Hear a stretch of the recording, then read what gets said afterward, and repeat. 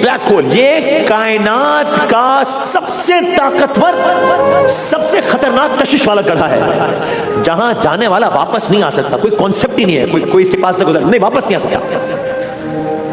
ये बनता कैसे है? ये कैसे बनता है? सूरज कैसे बनता है, बात हो गई। चांद कैसे बना था, बात हो गई।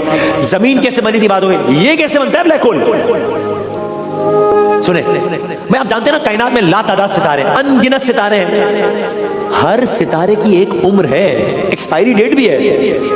भाई हमारा ईमान है ना, पढ़ते ना रोजे में, चांद के साथ भी ये हो जाना है, सूरज के साथ भी ये हो जाना है, जमीन के साथ भी ये हो जाना है। तो हम भी जिन सितारों सैयारों में रह रहे हैं, वो हमेशा हमेशा तो ऐसे नहीं रहेंगे, उसी के हुक्म पे बने, उसी के हुक्म में फना हो जाएंगे। साइंस आज मान रही है कि ये सब खत्म हो जाएगा। कुरान ने सब बता दिया था। सूरह रहमान में फरमाया, कुल्लु मन अलैहा फान, हर चीज फना हो जाने वाली है, हर चीज फना हो जाने वाली है। सदा नाम अल्लाह का, बस बका उसी के नाम की है। अब ब्लैक होल बनता कैसे?